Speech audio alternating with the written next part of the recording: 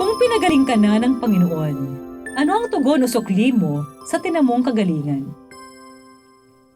Mapagpalang araw ng Martes sa ika-4 na linggo ng Kwaresma, purihin ang Panginoon nating mapagpagaling. Sa mga pinagdadaanan nating karamdaman ngayon, manalig tayo na tanging Diyos lamang ang makapagbibigay sa atin ng ganap na kagalingan kung ito'y kanyang loloobin.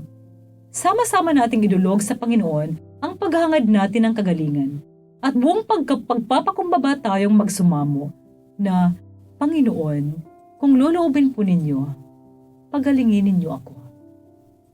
Ito po muli si Sister Lines ng Daughters of St. Paul. Pakinggan na natin ang tagpo ng pagpagaling ng Panginoon sa isang lumpo sa ating mabuting balita.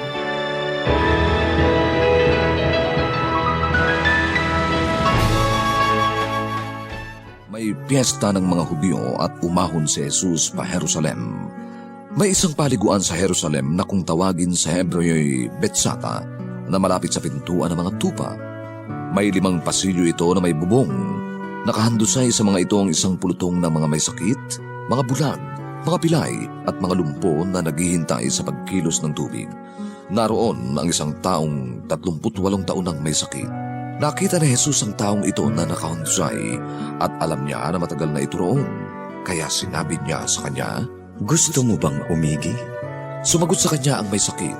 Ginoo, wala akong taong makapaghahagis sa akin sa paliguan kapag nakalawkaw na ang tubig. Habang paroon ako, lumulusog na ang iba at nauuna sa akin. Sinabi sa kanya ni Jesus, Bumangon ka, buhatin mo ang iyong higaan at lumakad. At nagling umigi ang tao. Binuhat niya ang kanyang higaan at lumakad. Araw ng pahinga ang araw na yon. Kaya sinasabi ng mga Hudyo sa taong pinagaling, Araw ng pahinga ngayon at di ipinahihintulot na buhatin mo ang iyong higaan. Sumagot siya sa kanila, Ang nagpahingi sa akin ang siyang nagsabi sa akin, buhatin mo ang iyong higaan at lumakad ka. Tinanong nila siya, Sino ang nagsabi sa iyong magbuhat ka nito at maglakad? ngunit hindi alam ng pinagaling kung sino siya sapagkat nakaalis na si Jesus dahil maraming tao sa lugar na yon. Pagkatapos nito, natagpuan siya ni Jesus sa templo at sinabi niya sa kanya, Tignan mo, maigi ka na. Huwag ka nang magkasala pa at baka may masahol pang mangyari sa iyo. Umalis ang tao at ipinahayag sa mga Hudyo na si Jesus ang nagpaigi sa kanya. Dahil dito, inusig ng mga Hudyo si Jesus sapagkat araw ng pahinga niya ito ginawa.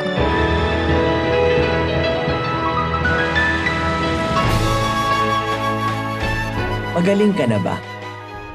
Sa panahong ito ng Kwaresma, isa sa mga paanyaya sa atin ay magsisi sa ating mga kasalanan. Iniimbitahan tayong magpunta sa kumpisalan para mangumpisan.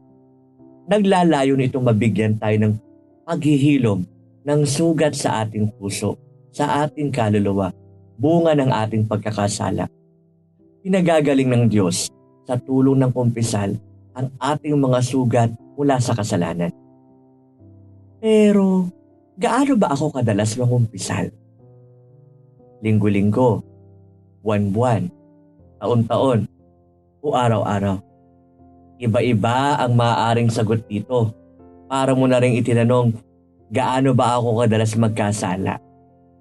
Ilagay na lang natin sa ganitong halimbawa. Sa halimbawa ng pagkakasakit. Madalas kung nagkakasakit tayo, pupunta tayo sa doktor upang gumaling. Pagkatapos ito, may mga pagkakataon na sasabihin, may follow-up check-up ha, para matiyak ang pagbabalik natin sa ganap na kalusugan ng pangangatawan. Sa iba pa nga, ang check-up ay halos kada 3 buwan o kaya 2 beses sa isang taon. Depende sa pangangailangan ng may sakit o karamdaman. Pero kapag magaling na, sasabihan tayo ng doktor, magaling ka na ha. Alam mo na mga bawal, mga dapat iwasan, tsaka ang mga dapat na gamot bilang pananggalang o proteksyon o panlaban. Kaso dyan tayo madalas sumasablay. Alam naman natin yung hindi maganda. yung nakakasama sa atin, yung bawal sa atin, yung nakakasakit sa iba, pero ginagawa pa rin natin. May mga spiritual vitamins at maintenance naman tayo, kaso hindi natin iniinom, hindi natin sinusunod. Mga kapanalig, sa tuwing nagagawa natin ang hindi dapat, hindi pwede, na nakakasama sa ating kalusugan, katawan man yan o kaluluwa, lagi tayong pinapaalalahanan, magtungo sa Klinika de Kumpisalan at lumapit sa tunay at banal na manggagamot, si Jesus mismo. Humingi ng tawad at awa, at kung magaling ka na, sana laging tandaan at dinggin ang kanyang paalala. Magaling ka na ha, huwag ka nang muling magkakasala pa. Amen. Mga kapanalig, support Pauline's online ministry. Subscribe, like, and follow us on Facebook, YouTube, Instagram, Twitter, TikTok, Spotify, Google, and Apple Podcast. Maraming salamat po. At sa lahat na nagbe-message sa amin na humihingi ng panalangin para sa iba't ibang intensyon, asahan po ninyong kasama nyo kami sa pagdarasal na ipagkaloob ng Diyos ang inyong mga kahilingan. Ito po muli si Sister Lines ng Daughters of St. Paul na nagpapaalalang walang hanggang pag-ibig ng Diyos ating pagnilayan.